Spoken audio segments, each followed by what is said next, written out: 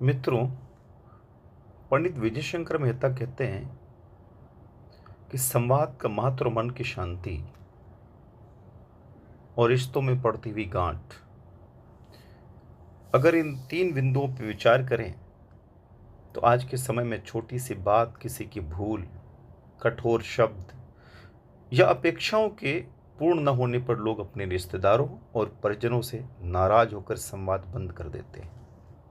उन्हें लगता है कि वे दूसरे व्यक्ति को दंड दे रहे हैं, परंतु वास्तव में सबसे अधिक हानि वे स्वयं को बचा रहे होते हैं।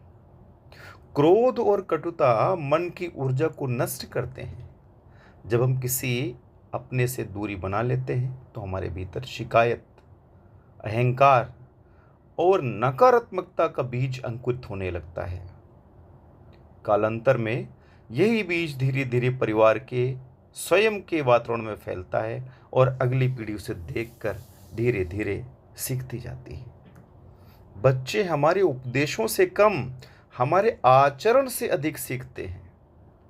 यदि वे देखते हैं कि मतभेद होते ही संबंध तोड़ दिए जाते हैं या मतभेद होते ही संबंधों में प्रगाढ़ता नहीं रह जाती, तो वे भी जीवन में क्षमा, सहनशीलता और संवाद का महत्व कभी समझ नहीं पाते। संबंधों में संवाद का अर्थात कम्युनिकेशन वही कार्य करता है जो शरीर में प्राण वायु करती है। जहां संवाद जीवित रहता है वहां गलतफहमियां अधिक समय तक टिक नहीं पाती। कई बार समस्या उतनी बड़ी नहीं होती है जितनी हमारी कल्पना उसे बना देती है। एक सरल बातचीत, एक विनम्र संदेश, एक स्नेहपूर्ण भेंट वर्षों की दूरियों को समाप्त कर देती है। और देखा जाए तो संवाद बंद होते ही मन अनुमान लगाने लगता है और अनुमान प्रायः सत्य से अधिक कष्टदायक होते हैं। आध्यात्मिक दृष्टि से देखें तो प्रत्येक संबंध केवल इस जन्म का संयोग मात्र नहीं, बल्कि आत्माओं के बीच पूर्व संस्कारों और कर्मों का परिणाम भी है। इसलिए किसी की छोटी सी भूल पर संबंधों को त्याग देना ईश्वर द्वारा दिए गए सीखने और परिपक्व होने के अवसर को खो देने जैसा है।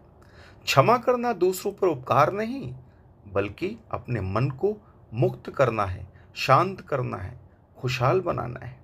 यह आवश्यक नहीं कि हम हर बात से सहमत हों। परिवार में, परिजनों में हर एक व्यक्ति के विचार अलग अलग होते हैं, परंतु यह आवश्यक है कि मन में द्वेष ना रखें, संवाद बना रहे, सम्मान बना रहे, मर्यादाएं बनी रहें और हृदय में शुभ भाव बना रहे। टूटे हुए संबंधों को जोड़ने से जो शक्ति लगती है, वही शक्ति व्यक्ति को भीतर से महान बना देती है। याद रखिए, मौन कभी कभी शांति का साधन हो सकता है, परंतु संबंधों में स्थायी मौन अक्सर दूरी का कारण बन जाता है। संवाद संबंधों की जीवन रेखा है, क्षमा उसकी शक्ति है और प्रेम उसका आधार है।